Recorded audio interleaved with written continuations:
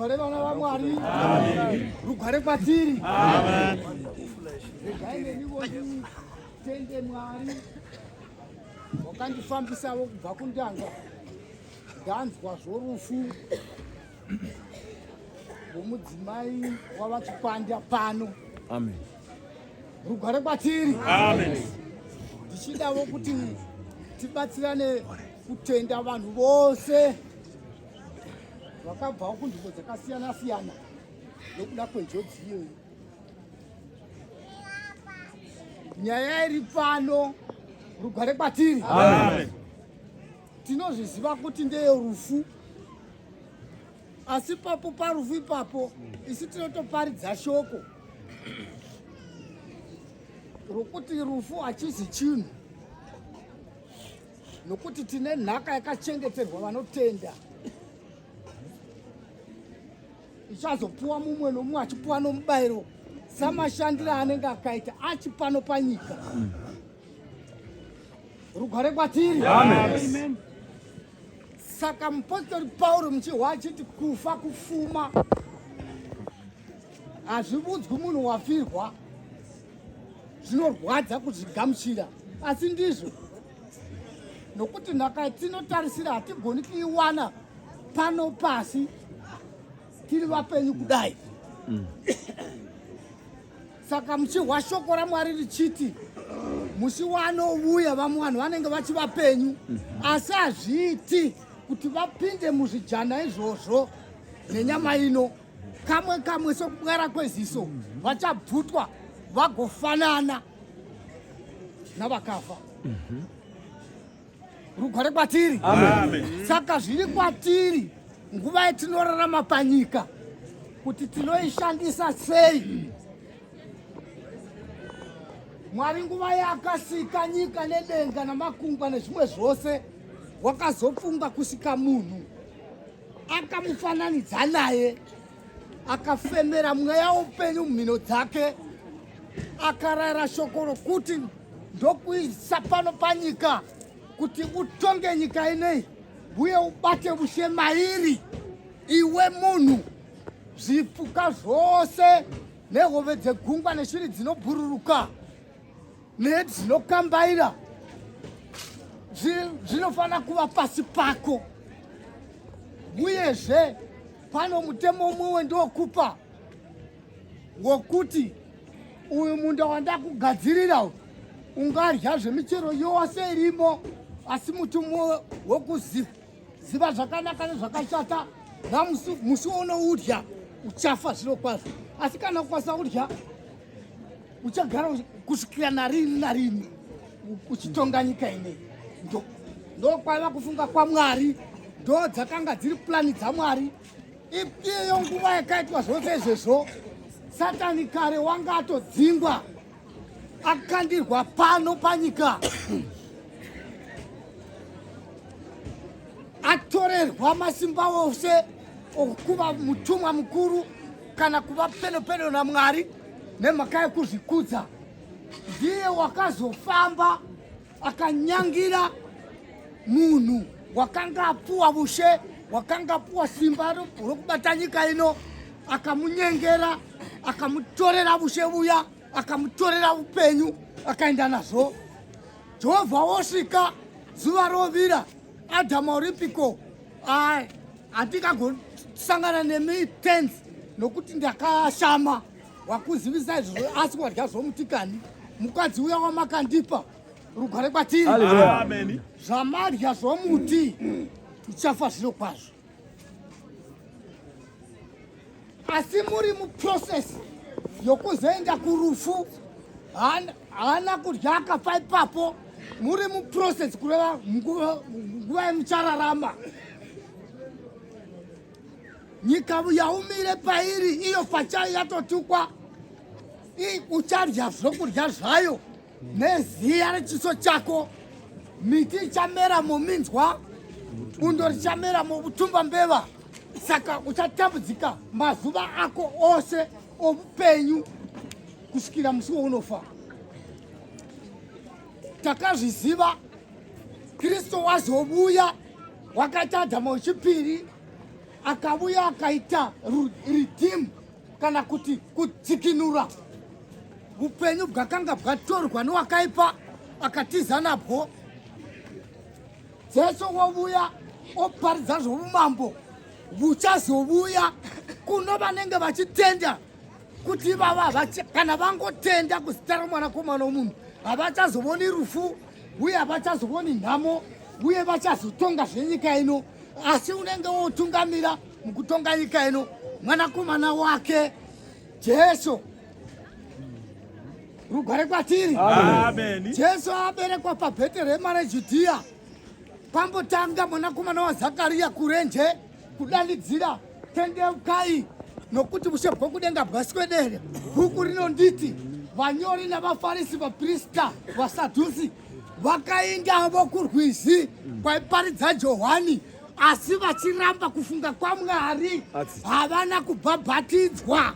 Asi vaiva muchechi vaprofita vavo vaivazivisa zvokuti kuchauya muponesi, asi asati avuya kuchauya munyai unonzi Johani. Asi vasvikako kuna Johani vakaramba pfungwa dzaMwari vakasabhabhatidzwa. Chakavarambisa vakati kana tikatenda kubhabhatidzwa naye tava pasi pake, isu utungamiri hwedu hwabviswa uenda mberi, nokudaro hazvigoni.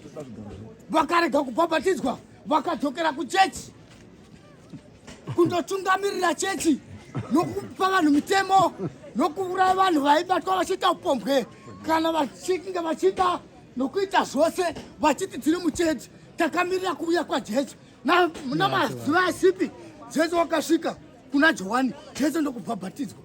Ndasingafani kubhabhatidzai nokuti ndimi mwanakomana wokumusoro. Akati toda kuti nyika izive uye izadzikwe. Jesu abhabhatidzwa, mweya wakaburuka senjiva kudenga, vanhu vachizviona vakanga varipo, ukamhara pamusoro pake, nzwi rikatevera mumashure, uyu ndiye mwanakomana wangu wandinofarira, munzwei uyu. Ava mangwana Jesu wakadzoka futi paJorodhani, Johani achimuona achiuya, wakataurira vadzidzi vake vaviri vakanga navo, Jakobo naAndirea munun'una waPita, ndiro gwayana raMwari rinobvisa zvivi zvenyika. Vakomana vaviri vakasiya Johani vakanamatira Jesu.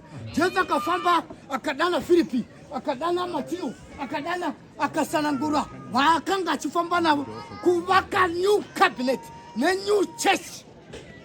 Iyi hakuchina, asi hazvina kuzikanwa nokuti hapana kuitwa hand over take over. Rugare vana vaMwari. Avo vakasara vachingoparidza, vonzwa guhu rokuti maparidzire ake namataurire ake nezvaanoita zvisati zvakamboonekwa. Vakaunombovaaniko? Vakati isu nesi hatitozivi. Vakati hangaviye Mesiya, indai mundobvunza. VaFarisi vainda vachida kumuteya namashoko ake kuti vamubate vamuuraye, kuti mukurumbira wake nezvaanotaura zvidini zvisare zvedu. Rugare vana vaMwari.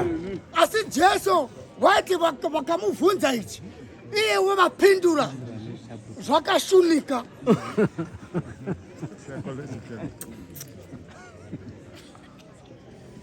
Shoko raMwari rinoti pana 4 number 10 dzamaki.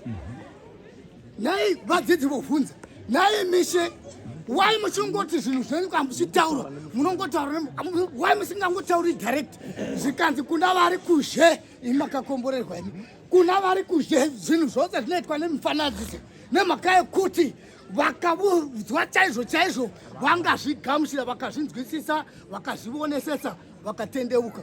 Hino kwete unonzwira ngoni vaanoda achirasha vaanoda.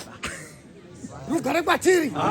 Saka wakati aburuka panyika, wakasvika vanyori navaFarisi navaprista, akabvisa kii yokuziva akasiya pakiwa.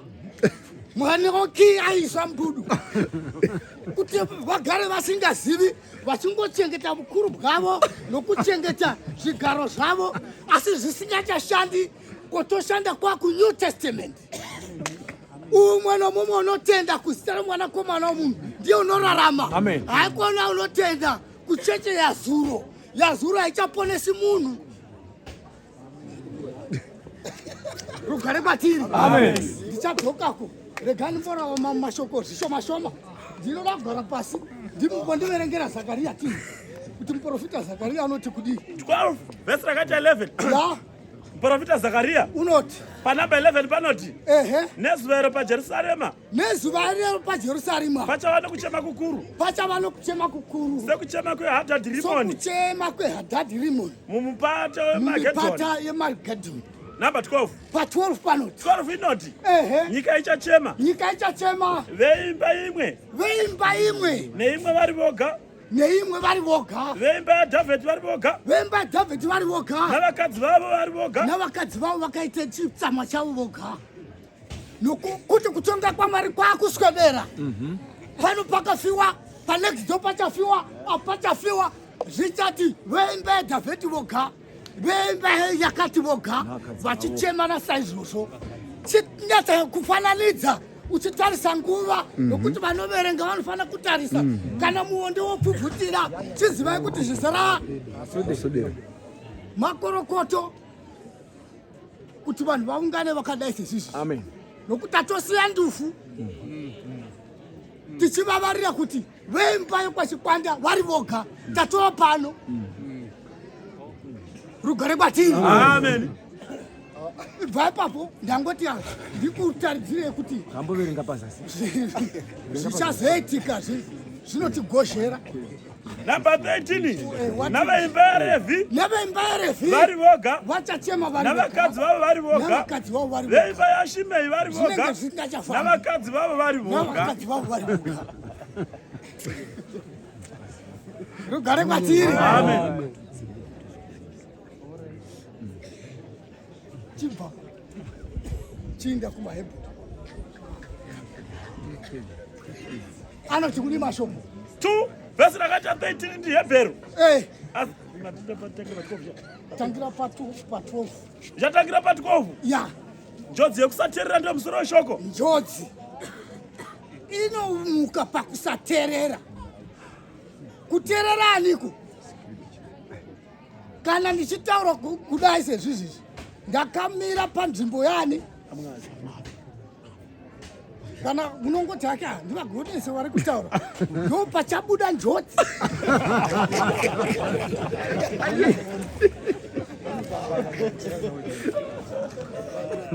Rugare kwatiri. Nokuti shoko renchataura harisi rangu, ndiro muponesi. Unachazokuponesa kana wakateerera ukaita. Rugare. Rugare kwatiri. Jesu Kristu watinotaparidza pamusoro pake haazi wenyonganiso, haazi wokupokana.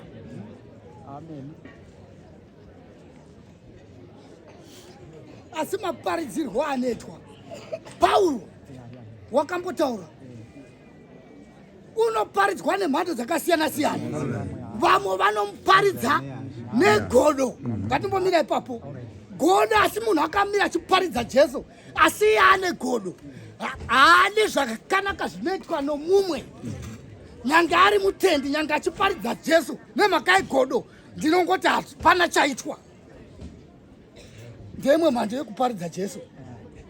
Vamwe nenharo. Jesu unoti umwe nomwe unotenda akabhabhatidzwa unoponeswa. Munhu une nharo unoti kukana paya wani gororo rakangozopinda inharo.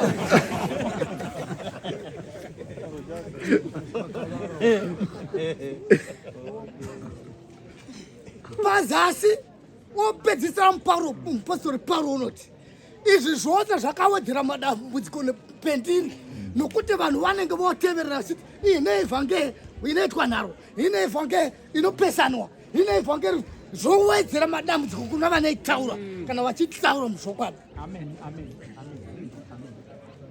Rugare vana vamwe. Toti kudi panamba 12 ya zvaanoti iye Jesu zvaanoti ndichaparidzira hama dzangu zita renyu. Ndichaparidzira hama dzangu zita renyu. Ndichakuimbirai pakati pekereke. Pakereke ndasvikapo ndichakuimbirai miJehovha. Jesu zvaanodaro pazasi panoti kudii? Panumber 13. Yes. Uyezve. Ndichatenda kwaari. Uyezve. Tarira. Ndini navana vandakapuwa naMwari. Number 14. Nokuti hakuna munhu unouya kwandiri kana baba vakandituma vasingamukwevi. Saka vose vakakweriwa vachiswa kuna Jesu. Vana vaiswa kuna Jesu nani? naMwari. Hino vodana navo vachiti ndini navana vaya vamakandipa. Tichaitei? Verse. Panumber 13. Number 14. Yeah. Naizvozvo vana zvavakagoverwa ropa renyama. Vana zvavakagoverwa ropa nenyama. Naiyevo vakagovana navo. Naiyevo muponesi Jesu wakagoverwa nyama neropa kuti zvidini? Kuti nokufa kwake. Kuti norufu rwake. Iye aparadza uyo une simba rorufu. Iye achikwanisa kuparadza uyo une simba rorufu. Iye Diablos. Ndiye Satani. Number 15. Satani ndiye une simba rorufu. Unongofara kana achingonzwa vanhu vachichema sezvizvi. Unoti yangu yadini? Yaita. Rugare kwatiri. Rugare kwatiri. Hamuona achiti daitai nyenga mukadzi asi ndo munhu unotozviziva ndo munhu womunyenga. Pomunowirirana kuinda kumakoronga womutsa futi mumwe womukama gwomukadzi wonostora kuti iwe jere famba wakadai ndichinde uchingofura shiri. Yes, kondidaita ye masanhu otobuda Satani wodini woridza wamanda tawina. Hakuna chakanaka chaanoitira vanhu asi kwai uchaparadzwa. Ndiye une simba rorufu. Uchaparadzwa. Haparadzwi nhasi. Kana uchida kumuparadza nhasi tenda kuna Jesu ugobhabhatidzwa muna Jesu ugomutswa muna Jesu. Watoparadza rufu. Watoparadza Diablos. Wongosara kufamba kare uri wenhaka yokuponeswa. Vhesi inoti kudi? Panumber 15. Pa 15. Agosunungura avo. Kuitira kuti asunungure avo vaiva varanda paupenyu bwavo bwose nokuda kwokudya rufu. Nokuda kwokudya rufu. Munoona kama munhu akatongerwa rufu kumakoti kuya kunzi watongerwa rufu wani havakudzi dheti rochafa. Votonzi yako yapera next iwototorwa namai namagadhi vachitenda ne unotondopuwawo sadza uchipuwawo zvimatira zvokuvata chero pari pasemende apo uri padeath row. Saka zuva nezuva usiku kana masikati ukangoti kunun'unoti asi panapa ndichaurawa pano nokuti zvakatotaurwa kuti watongerwa chii. Ndo zvakaita upenyu bwedu isu nhasi. Uchingofamba unomboti tini kuti asi kufa neni ndichafa. kusiya nokuti kana panongo your last breath kuzivisa kuti parukova apa hauchatopadi hauchatosvikipo hauchatozivi nezvapo pazvaperera ipapa ndokunodzi kufa zvagumapo papa. Saka tinogara tichitya vasingatyi vana Jesu mweyo yavo. Imwe uchigara pasi. Number 16. Pa 16. Nokuti zviro kwazvo haabatsiri vatumwa. Uyu munhu unonzi Jesu Kristu haana kuwira panyika pari kuzobatsira vatumwa. Asi unobatsira vana vaAbhurahama. Unobatsira vanhu isu. Umwe nomwe unotenda uchava mwana waAbhurahama mukutenda. Nokuti Abraham chigara pasi zvaakanzi ndiko kururama kwako nokuti wakanga angotenda kumashoko akanga achitaurirwa nomunhu wasingavoni iye akamatenda zvikanzi ndiriwa uchava baba kana kuti tete guru baba rudzi. Rugare vana vaMwari. Rugare ngaruve nesu. Rugare kwatiri. Saka ngatishingaire kwazvo tichitova pano. Ndakambohwa varusasa vachiti parufu pamutotopasi vamwe zvimwe zvidhakwa navamwewo vatendi vachitoti munoparidzira vanhu mashava pokuvabatsira here izoparidzai kusvondo dzenyu pano parufu. Aiwa shoko rinofana kutongofamba chero pazvasvikira rugare kwatiri ngarifambe chero pano iri rajesu iri roupenyu rokumuka hatimuki tose vana daitava mwana wangu nditicha maclassmates ako mangani maticha mashoma wakazombodzoka pachikoro padaita yachindoclaima mari kuti indaibhadharawo school fees asi handina kuzoita ticha handina kuzoita mabharani saka mari yangu ndirini ndiani aiwe mukoma wakadzoka pachikoro zvakafana nesu takadaizvi zvizvi hatizi tose tinopinda mushe bwani jesu woti hino munozodini kana imi vanakomana voushe madzingirwa kurima vamwe vachibva mabhazi vamavirira chamhembe namaodzanyembe vachipinda mushe bwamwari imi makatarira munozodini jesu vakavhunza saka vokunga ndobvunzavo nokuti kushumira kupfeka nguvo kudii kuungana kudai hatisizvo zvinodiwa zvakanaka izvi asi chinodiwa jesu unoti oinda pana 13 john ndokusiyirai murayiro mutsva ndokusiyirai ndokuti mudini nyika igoziva kuti muri chii asi pakati pedu tototi ukata patownship wasongana munhu unoziva takaparidzana kare zvipikowo zvinoitwa namazioni iwori muzioni nyika yetotanga kuziva kuti pachenyu hamudini saka muri vadzidzi vani